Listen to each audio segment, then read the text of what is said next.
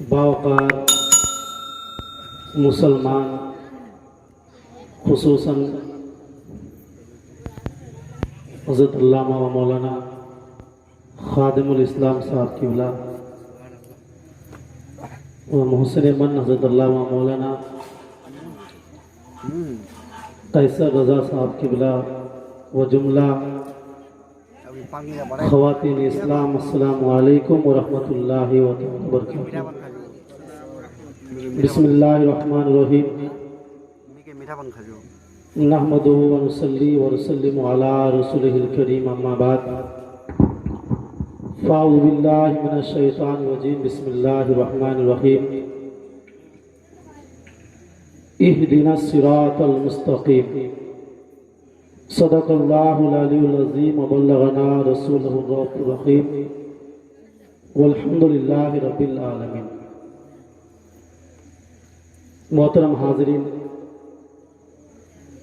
बहुत ही सआदत और बहुत ही खुशकिस्मती की बात है कि हमारी कुछ माँ बहनें और हमारे कुछ बुजुर्ग नौजवान बच्चे रात 2 बजे तक इस जश्न शब बारात में बेदार बैठे हुए हैं।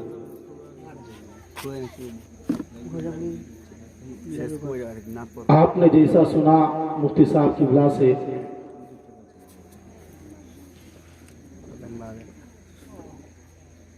उसी की तरफ इशारा करते हुए एक चीज मैं आपको बताऊं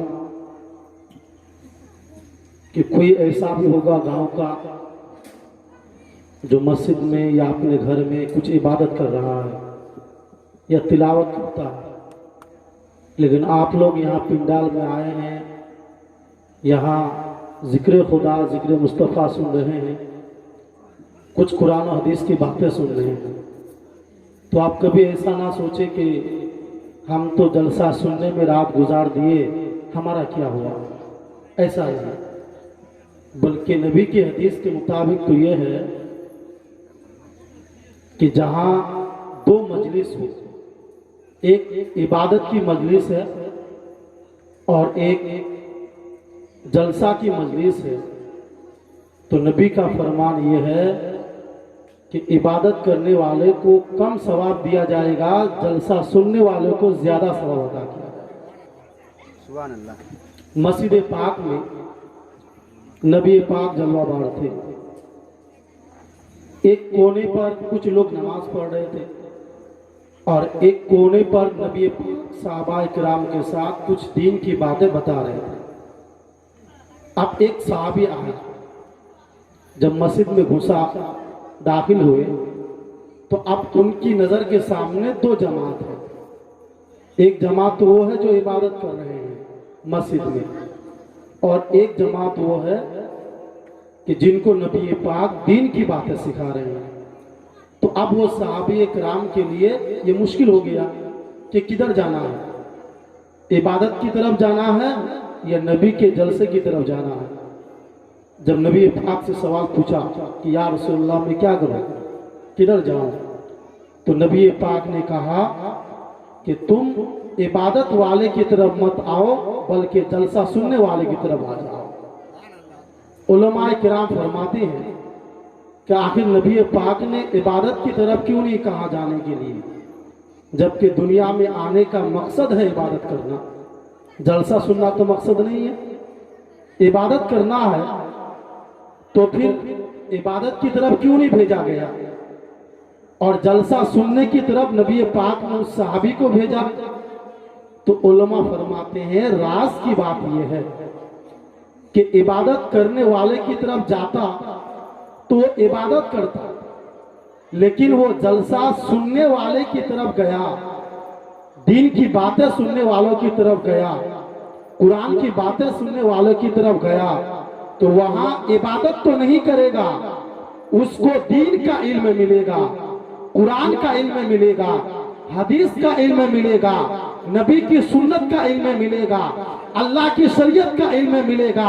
और इबादत उसी की होगी जिसके पास इल्म होगा। जब दिल में आ जाएगा उसको शूर आ जाएगा, एक सजदा करेगा, 1000 सजदा करने वालों से आगे बढ़ जाएगा। अब एक आदमी इबादत कर रहा है, उसको वजू का तरीका पता है नहीं, क्या करेगा? कुछ होगा।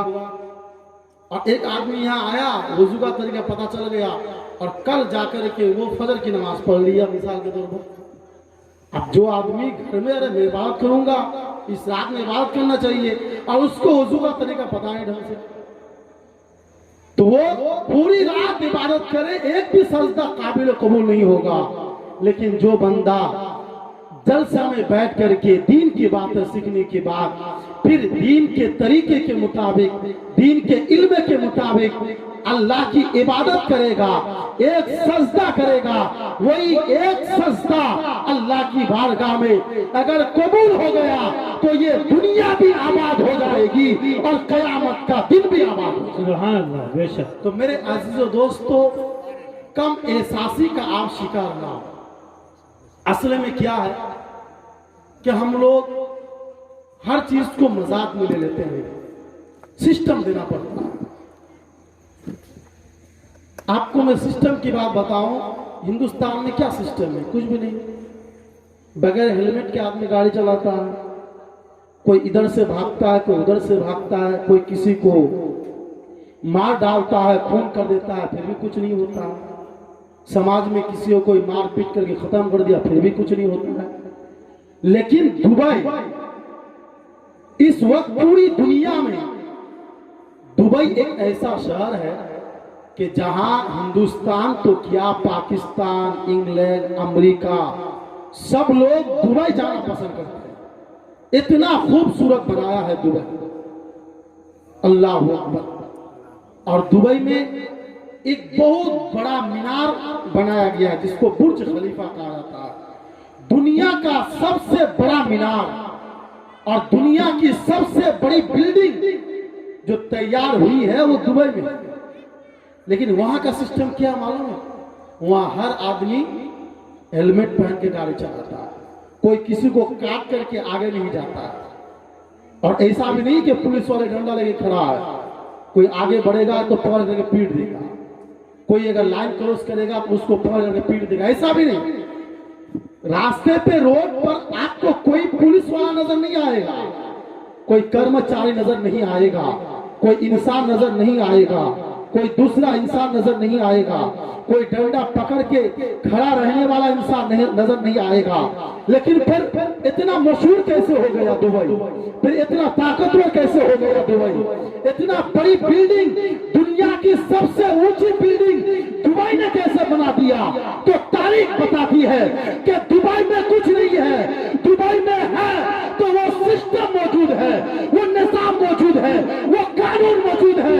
अगर हम अपने जलसों का निजाम अच्छा कर ले, आज अगर हम अपने समाज का सिस्टम को अच्छा कर ले, आज अगर हम अपने खानदान का तौर तरीका हम मजबूत कर ले, खुदा की कसम हम यहाँ भी कामयाब रहेंगे और हम कब्र में भी कामयाब। नारे तकबीर, नारे रिसालत। वाह! दुबई का सिस्टम क्या मालूम है? सीसी कैमरा लगा हुआ है, सीसी कैमरा लगा हुआ है। और वो सीसी कैमरा ऑफिसों में क्या रहता है, कंट्रोल किया जाता है। ऑफिसर बैठा हुआ है तो ऑफिस में सीसी कैमरा का जो लैपटॉप या कंप्यूटर वहां बैठा हुआ है, अब ऑफिस में बैठ करके देख रहा है। अब जो बाइक चलाने वाला एक बाइक को क्रॉस किया, सीसी कैमरा में देख लिया गाड़ी नंबर क्या है, फौरन उसके घर में क्या पहुंच गया, नोटिस पहुंच गया। अब तुम नोटिस जमा करो, पैसा जमा करो, जुर्माना नहीं करोगे तो जैसे ही गाड़ी रोड पे चढ़ेगी सीसी कैमरा में कैद हो जाएगी, नंबर देख लेगा, फौरन पुलिस हाजिर हो जाएगी। अब हर आदमी डरता है, खौफ खाता है। तो दुबई का सिस्टम अच्छा है तो वहां तरक्की हो गई, दुबई का निजाम अच्छा है, तरक्की हो गई, दुबई का तौर तरीका अच्छा है, तरक्की हो गई, दुबई का रहन सहन अच्छा है, तरक्की हो गई, खूबसूरत इमारतें बन गई, तरक्की हो गई।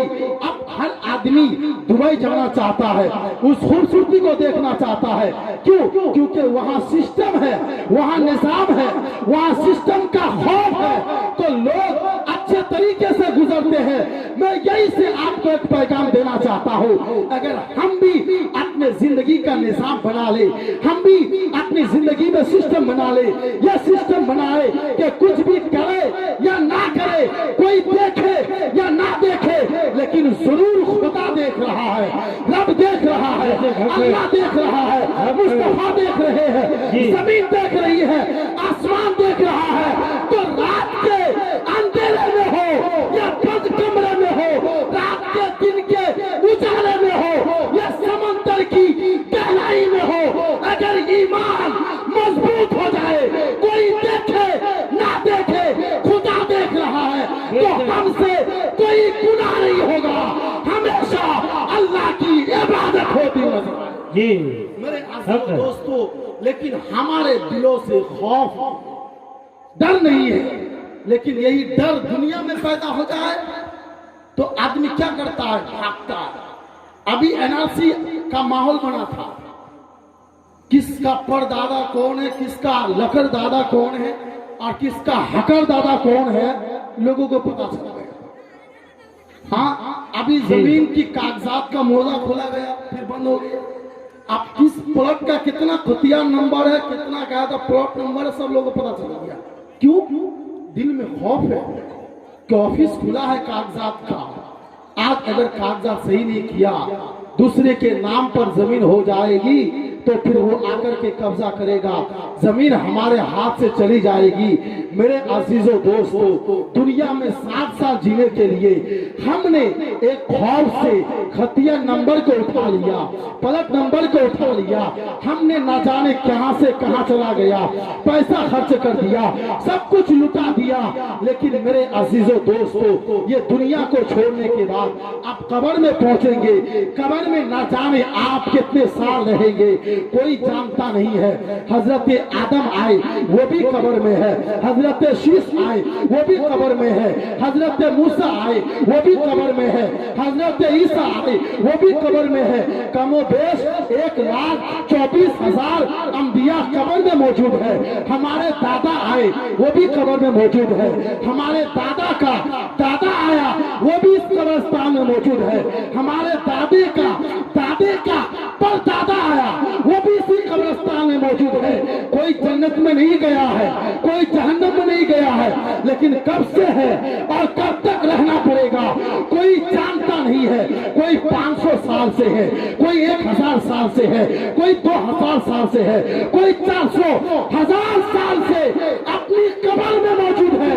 तो फिर हम 400 साल की जिंदगी के लिए, हम कब्र के लिए हम कुछ तैयारी नहीं कर रहे हैं, लेकिन 60 साल की जिंदगी के लिए हम भागते हुए नजर आ रहे हैं, हम दौड़ते हुए नजर आ रहे हैं, हम अपने आप को बाजी लगाते हुए नजर आ रहे हैं।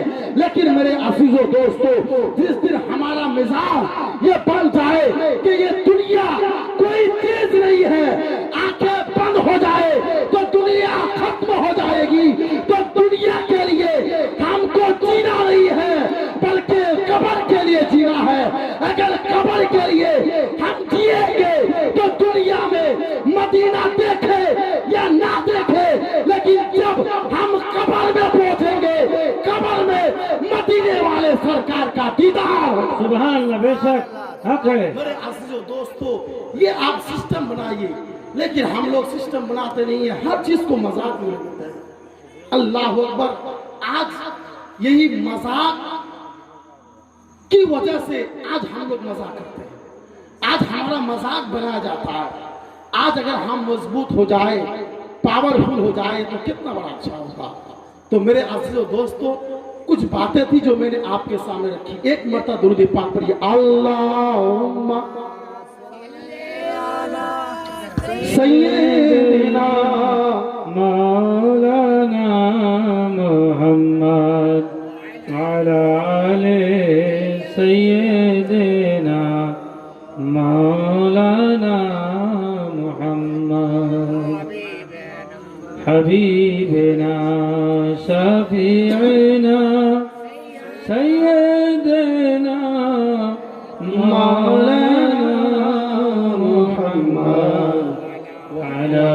आले सय्यिदना मौलाना मुहम्मद। मोहतरम हाज़रीन, दो चार बात जरा ध्यान से सुनिएगा, कुरान का पैगाम क्या है। अल्लाह कुरान में क्या कहता है कि यौम-ए-ज़िन तुहद्दिसु अख़बारहा। अल्लाह कुरान में कहता है कि क़यामत के दिन ये जमीन हर इंसान के आमाल को अल्लाह के यहाँ बयान करेगी, हर इंसान के आमाल। अब हर इंसान के आमाल क्या है?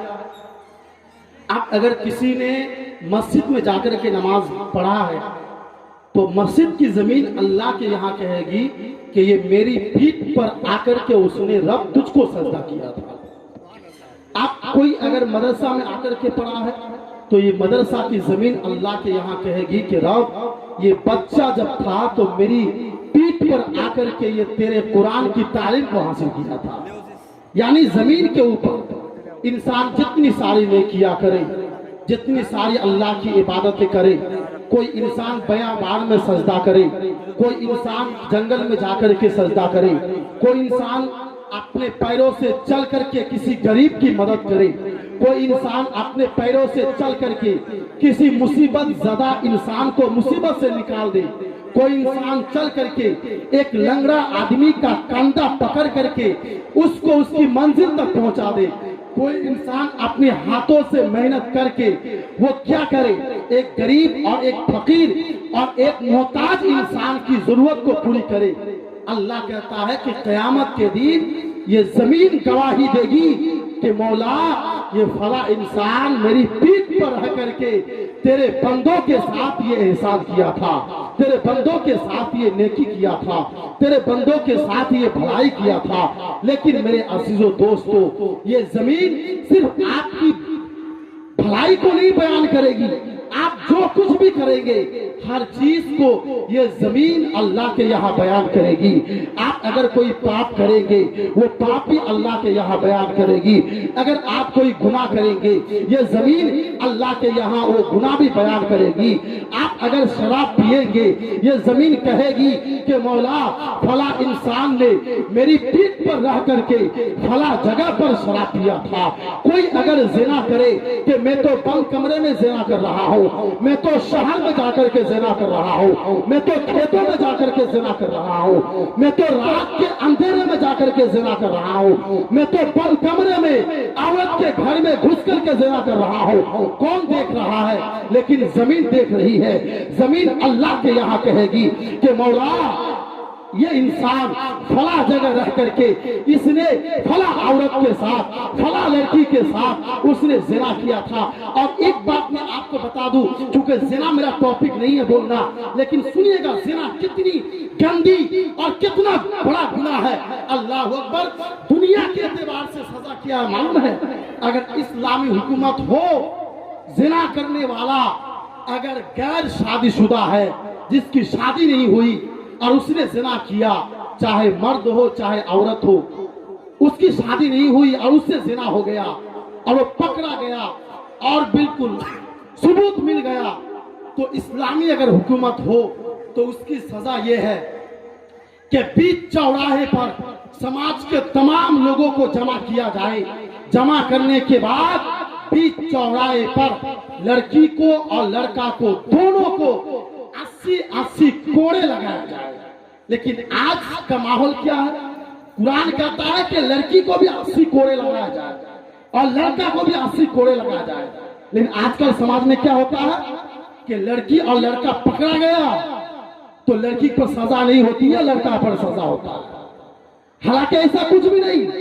कुरान कहता है कि लड़की और लड़का दोनों पर सजा होगी और दोनों को 80-80 के हाथ कोड़े लगाए जाएंगे।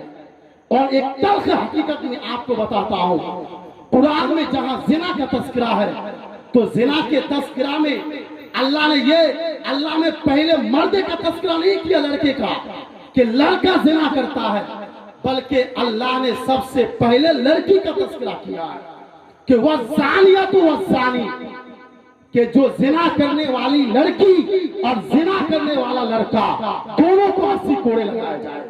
तो मुफस्सिर किराम ने कहा कि जिना में दोनों का हाथ होता है, लेकिन लड़की का ज्यादा हाथ होता है। उसको एक मिसाल से समझाया है, जरा ध्यान से सुनिएगा और शर्म का पर्दा उतार दीजिए। मिसाल दिया है कि एक सुई है जिससे हम लोग कपड़ा सीते हैं। पहले सुई में क्या करना पड़ता है? पहले धागा डालना पड़ता है, तब जाकर के हम कपड़ा सी पाते हैं। अब एक इंसान सुई को पकड़ा है और एक इंसान सुई के नाके में धागा डाल रहा है। अब सुई को पकड़ने वाला इंसान अगर ढंग से सुई को नहीं पकड़ेगा, कयामत तो आ सकती है, लेकिन वो धागा सुई के नाके में नहीं फंस सकता है, किसी भी हाल में नहीं फंसेगा।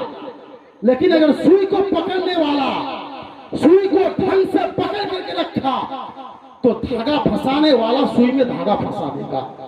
मेरे अजीजों दोस्तों, मैं आपको यही पैगाम देना चाहता हूं कौम के समाज को कि आप जिना के मसले में जब लड़का लड़की पकड़ा जाए तो इस्लामी हुकूमत तो नहीं है कि 80 कोड़े लगाया जाए, लेकिन सामाजिक सजा तो है। आप जितनी सजा लड़के को देते हैं इतनी सजा आप लड़की को भी दीजिए, तब जाकर के ये बला आपके सर से टल सकता है। और एक बात आपको बताऊं कि आम तौर पर लड़का लड़की भाग गए, पकड़ में आ गया, समाज मिलके क्या करते हैं? निकाह पढ़ाते हैं। तो ये तो लड़कियों को बहाना मिल गया, एक रास्ता मिल गया कि माँ बाप राजी नहीं है, चलो भाग जाते हैं। भाग जाएंगे, हो हंगामा होगा, माँ बाप भी मजबूर हो जाएंगे और सास ससुर भी मजबूर हो जाएंगे, मिल करके निकाह पढ़ा देगा। तो ये तो एक रास्ता मिल रहा है, जिना करने का एक तरीका आप दे रहे हैं, बल्कि उसका तरीका यह होना चाहिए। ठीक है, लड़का लड़की भाग गया, पकड़ में आ गया, दोनों को पकड़िए, दोनों का निकाह कराइए। जब दोनों को पसंद है, इख्तियार है, बालिग है, इख्तियार है पसंद का, लेकिन समाज के खिलाफ काम किया है, निजाम के खिलाफ काम किया है, सिस्टम के खिलाफ काम किया है, दोनों को समाज में पहले सजा दी जाए, पहले सजा हो, फिर बाद में जाकर के दोनों का निकाह करा दिया जाए। अगर ये तरीका अपना जाए, खुदा की कसम, अगर 100 लड़का लड़की भागने वाले होंगे, इस सजा को देने के बाद मुश्किल से 5 या 10 लड़का लड़की भागेंगे। चूंकि खौफ रहेगा, भाग जाएंगे, निकाह तो होगा, लेकिन निकाह से पहले समाज में हमको सजा लेना पड़ेगा। आज सजा नहीं है, लेकिन इसी समाज में आज से 15 या 20 साल पहले जब मौलाना कैसर साहब की मां जिंदा थी, उस वक्त जब इस समाज में इंसाफ होता था। इनकी मां ने कोई गलती की तो इनकी मां को भरे मजमे में कान पकड़ करके उठक बैठक करना पड़ा था, भरे मजमा में। लेकिन जिस जुर्म में करना पड़ा था वो जुर्म सच था या झूठ था, वो अलग मसला था। लेकिन जिस जुर्म का नाम दिया गया था उस जुर्म पर सजा हुई थी, लेकिन उस सजा को देखने के बाद फिर समाज में किसी औरत में हिम्मत नहीं हुई कि हम दोबारा वो जुर्म करें, क्योंकि मालूम है जुर्म करेंगे तो उनकी तरह हमको भी समाज में कान पकड़ करके उठक बैठक करना पड़ेगा। वो इंसाफ कहाँ गया, वो सामाजिक सजाएं कहाँ गई? आज लड़का लड़की भाग जाए, हम पकड़ करके निकाह करा देते हैं, उससे समाज सुधरेगा नहीं बल्कि समाज बिगड़ता हुआ नजर आएगा। मैं अर्ज क्या कर रहा था कि जिना की सजा इस्लाम में क्या है? लड़का लड़की दोनों को 80 कोड़े। कब? जबकि शादीशुदा ना हो। लेकिन अगर शादीशुदा हो जाए, अल्लाह अकबर, हैरत की बात है, जमीन के ऊपर की सजा, जमीन के नीचे की सजा क्या है वो अल्लाह जानता है। जमीन के ऊपर की सजा क्या है?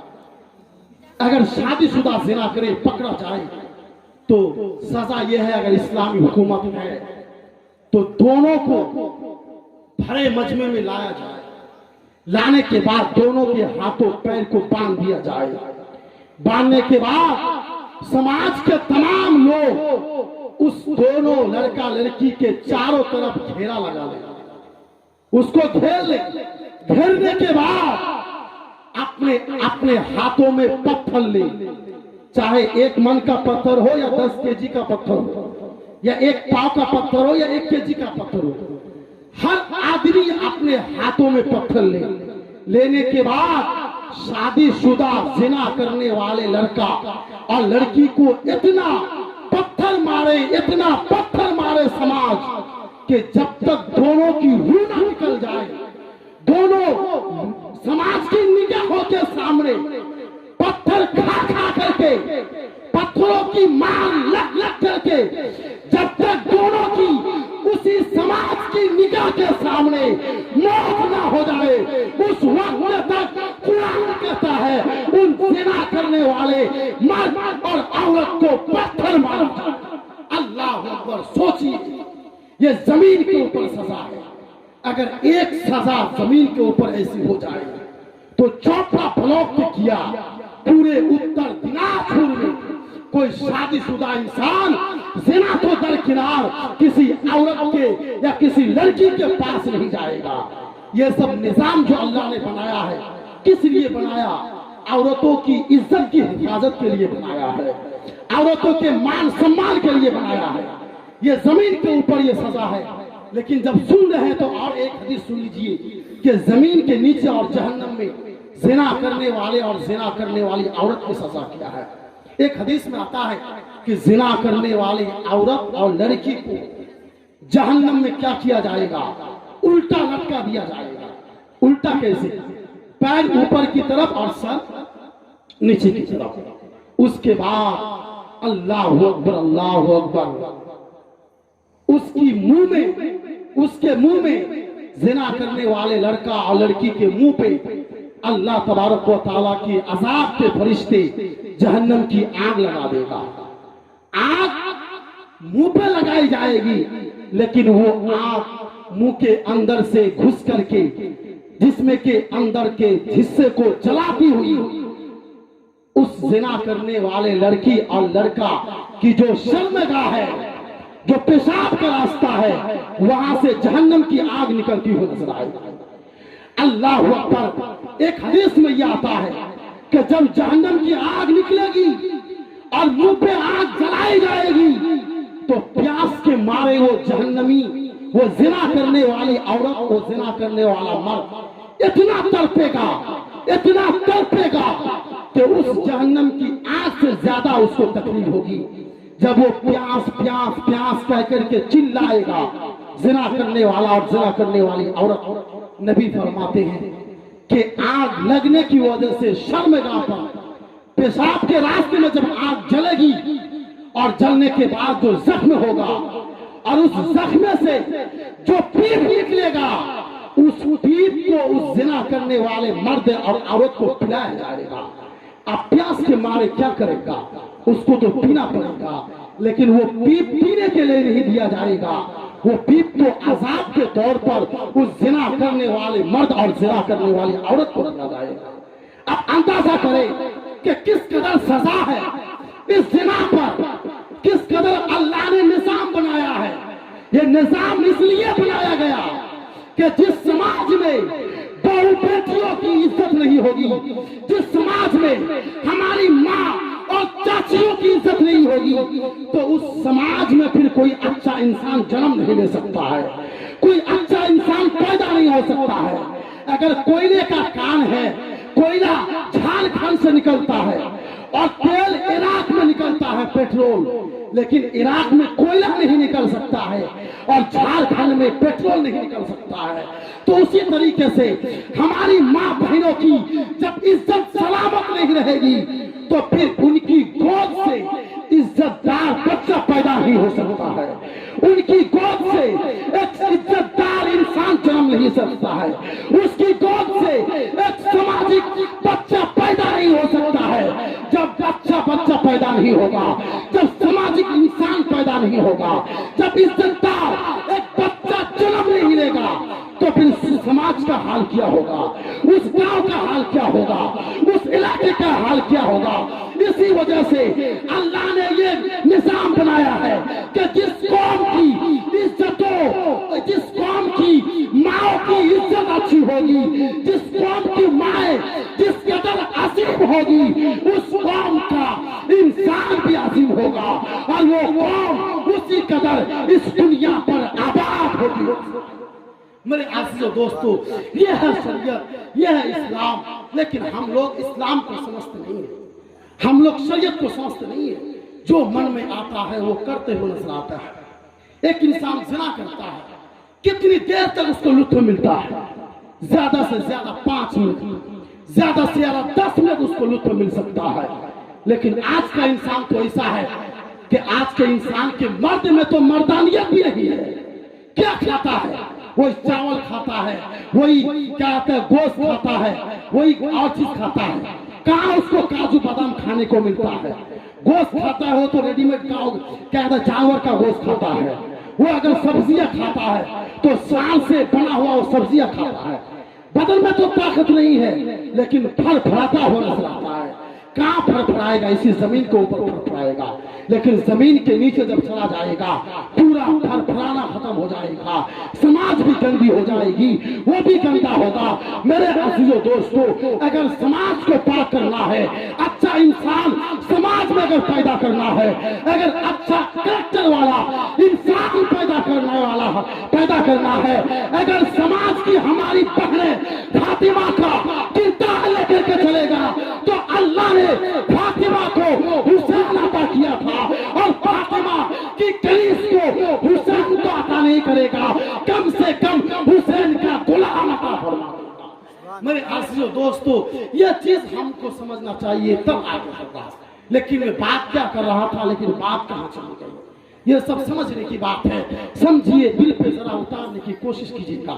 मैं अर्ज क्या कर रहा था कि जमीन के ऊपर हर गुनाह करते हैं, हर पाप करते हैं, सब जमीन के ऊपर। यह जमीन अल्लाह के यहाँ बैठ है कि कौन इंसान पाप किया, कौन इंसान गुनाह किया। लेकिन अल्लाह अकबर, वहां हमारा कुछ नहीं चलेगा। हम कहेंगे कि या अल्लाह मैंने ये गुनाह नहीं किया, लेकिन जमीन कहेगी कि तूने ये गुनाह किया है, तू मेरी पीठ पर आकर के ये गुनाह तूने किया, पाप किया है। और हक बात तो ये है कि क़यामत के दिन जब हिसाब किताब आप देंगे तो उस दिन आपको अपनी जुबान से नहीं देना पड़ेगा।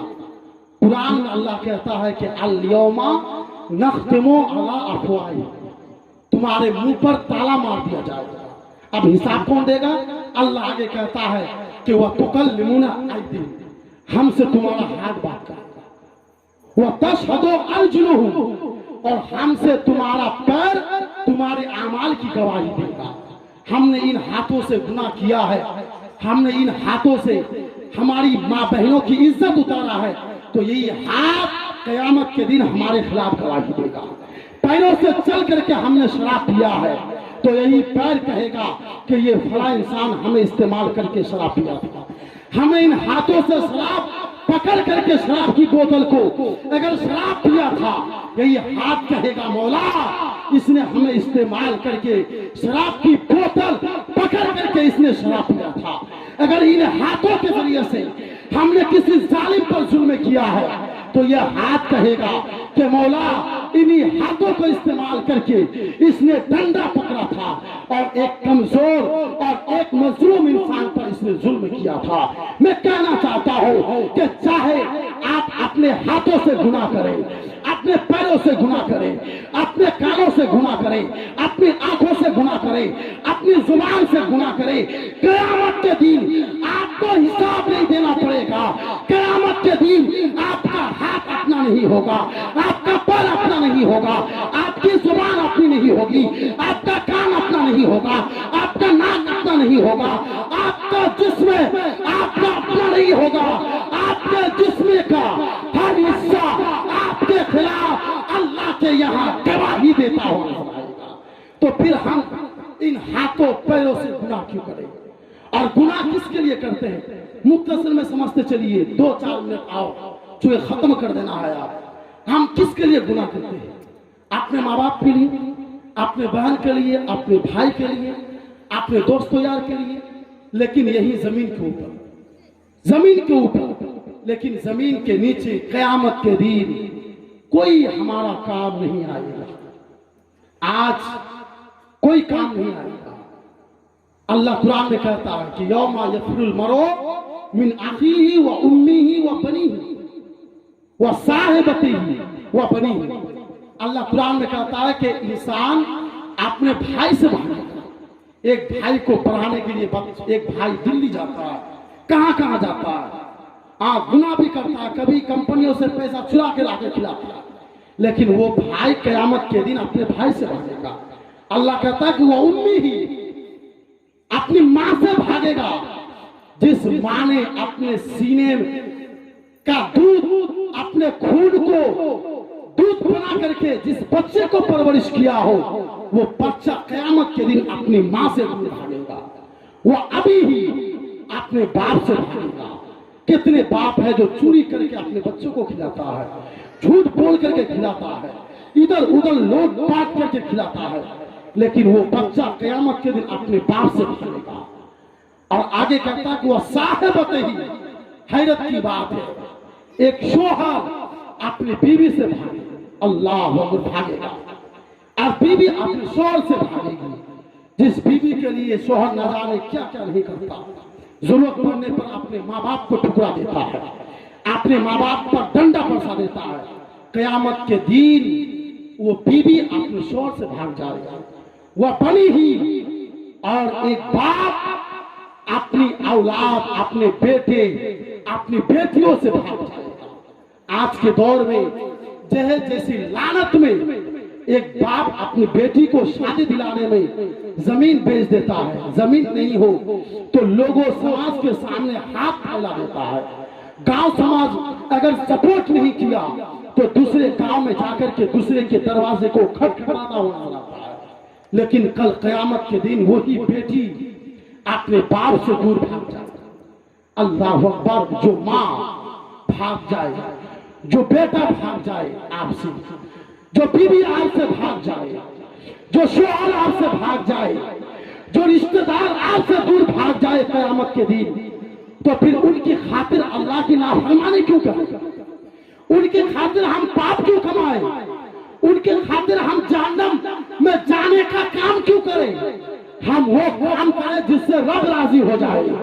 अब उस काम को करने पर अगर माँ बाप की खिदमत नहीं हो पा रही है तो हमारी किस्मत है। हम अल्लाह की भी इबादत करेंगे, हम माँ बाप की भी खिदमत करेंगे। अल्लाह ने ये नहीं कहा कि माँ बाप की खिदमत करो और अल्लाह की इबादत को छोड़ दो। तुम पाप करो, तुम गुनाह करो, तुमको जन्नत दे दी जाएगी।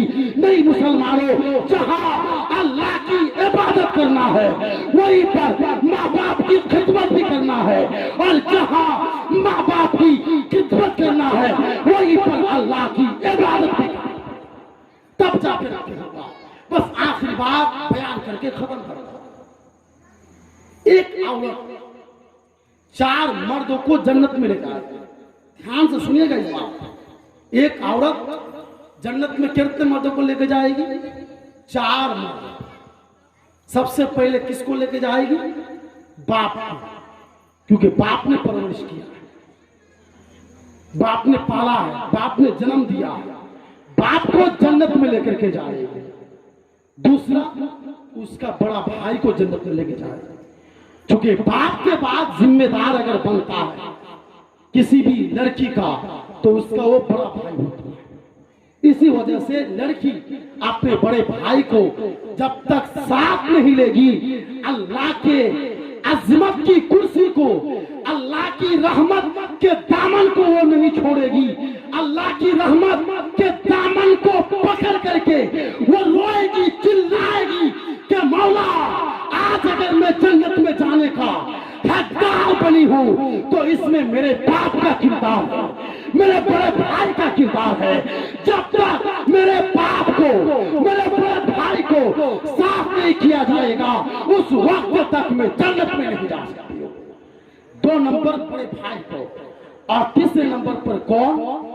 अपने शौहर को, क्योंकि शादी के बाद लड़की का जिम्मेदार वो शौहर बनता है, जो दूर दराज जाता है, धूप में काम करता है, मजदूरी करता है, करने के बाद अपनी बीवी को पालता है। तो वो औरत कहेगी कि मौला, शादी के बाद 15 साल के बाद या 18 साल के बाद तो मेरी 40 साल की जिंदगी मेरे बाप मेरे भाई ने तो 20 साल मुझको संभाला, लेकिन इस शोहर ने मुझको 40 साल संभाला। 60 साल अगर जिंदगी हो तो 40 साल मेरे शोहर ने संभाला है। मेरे अल्लाह, अगर मैं जन्नत का मुस्तहिक हूँ, इसमें अगर मेरा बाप का हक है, अगर मेरे बड़े भाई का हक है, तो इसमें मेरे शोहर का भी अहम किरदार रहा है, जिसकी वजह से आज मैं जन्नत में जाने का मुस्तहिक बनी हूँ। मेरे शोहर का भी साफ किया जाए। उसके बाद चौथे नंबर पे आता है उस औरत का बेटा आता है, बड़ा बेटा। चूंकि बड़ा बेटा भी अपने माँ बाप का, अपनी माँ का जिम्मेदार होता है। शोहर इंतकाल कर गया तो जिम्मेदार कौन बनेगा? बेटा बनेगा। और एक मसला आपको अगर बताऊं तो आप तो हैरत करेंगे। सुन लीजिए, शोहर जिंदा है, औरत मर गई। शोहर जिंदा है, औरत मर गई, और उसका बेटा मौजूद है। तो जनाजा पढ़ाने की इजाजत कौन देगा? शोहर देगा या उसका बेटा देगा? आप तो कहेंगे शोहर देगा, यही ना कहेंगे? शोहर देगा। लेकिन शरीयत कहती है कि शोहर इजाजत नहीं देगा। इजाजत कौन देगा? उसका बेटा उसको इजाजत देगा। क्योंकि मौत जब हो जाती है तो मौत होने के बाद निकाह दुनिया में टूट जाता है। मरने के बाद शोहर अपने बीवी का जिस्म नहीं छू सकती है, नहीं छू सकता है, पकड़ नहीं सकता है, निकाह टूट जाता है जमीन के ऊपर। लेकिन उसका बेटा ज्यादा करीब होता है। अल्लाह अकबर। तो ये बेटे का मकाम है। तो क़यामत के दिन वो औरत कहेगी कि मौला, जिस दिन में मर गई थी तो आखिर वक्त तक जिसने मुझे सहारा दिया था वो मेरा बेटा था। मौला, जब तक मेरे बेटे को मेरा साथ न किया जाए उस वक्त तक मैं जन्नत में नहीं जा सकता। तो एक औरत का किरदार अगर अच्छा हो, अपने साथ जहन्नम से बचा करके 4 मर्दों को जन्नत में लेकर के जाएगा। लेकिन अगर वही पर एक औरत का किरदार अगर बिगड़ जाए, वो कैरेक्टरलेस हो जाए, उस औरत का कैरेक्टर खराब हो जाए, अगर उसका पर्दा बेपर्दा हो जाए, अगर उसकी जिंदगी तार-तार हो जाए, उजड़ जाए, वो पापी बन जाए, वो गुनहगार बन जाए, तो इसका उल्टा हो जाएगा। क्योंकि पैसे का जो रुख होता है सिक्का का, वो चिट भी होता है और पट भी होता है, दोनों होता है, उल्टा सीधा दोनों होता है। तो अगर एक औरत का किरदार बिगड़ गया तो अल्लाह अकबर, जिस तरीके से एक औरत अपने 4 मर्दों को वो जन्नत में लेकर के जाएगी, उसी तरीके से एक औरत अपने साथ 4 मर्दों को लेकर के वो जहन्नम में चले जाएगी। वो 4 मर्द कौन है? वही है, बाप है, भाई है, शोहर है, बेटा है। जब एक औरत बदचलन हो जाए या उसका कैरेक्टर खराब हो जाए और वो जहन्नम का मुस्तहिक बन जाए, तो क़यामत के दिन तो औरत को सब कुछ पता चल जाएगा, सब हकीकत सामने आ जाएगी। तो औरत कहेगी कि मौला, अगर मेरा बाप मेरा सही तरबियत करता, मुझे सही सबक देता, मेरा सही गाइडलाइन देता, मुझे सही से देखता, तो मैं फिर इस गुनाह में नहीं पड़ता। जैसे आजकल आमतौर पर क्या है, हर घर का ये मसला है। औरत लड़कियां स्कूल जाती है, आज तो ममता ने ये कर दिया है कि तुम क्या कहते हैं 12 पास करो या मैट्रिक पास करो, हाथ में मोबाइल आ जाता है, साइकिल आ जाती है।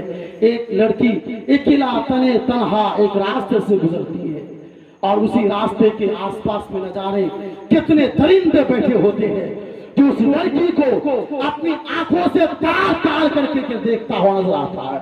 लड़की है, नादान है, जाल में फंस जाती है, उससे गुनाह हो जाता है।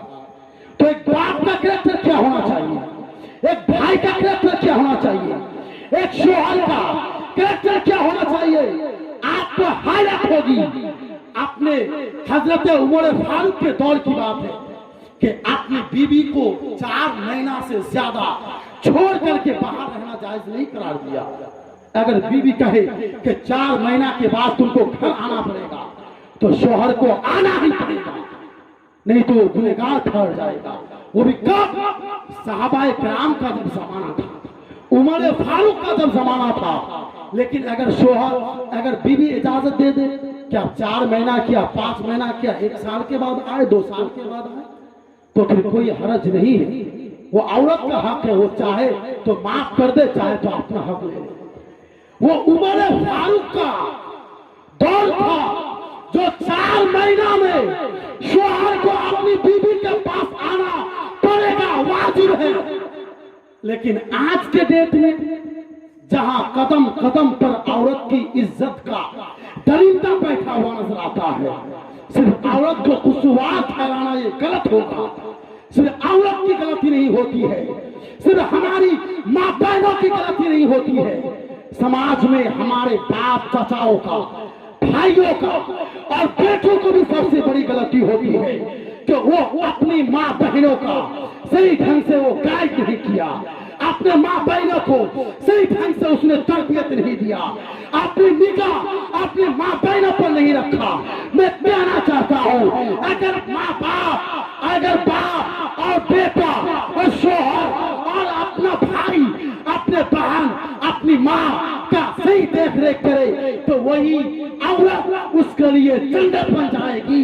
और अगर सही देख रेख ना करे तो वो औरत जन्नत नहीं बनेगी, बल्कि 4 मर्दों को लेकर के वो जहन्नम में चले जाएगा।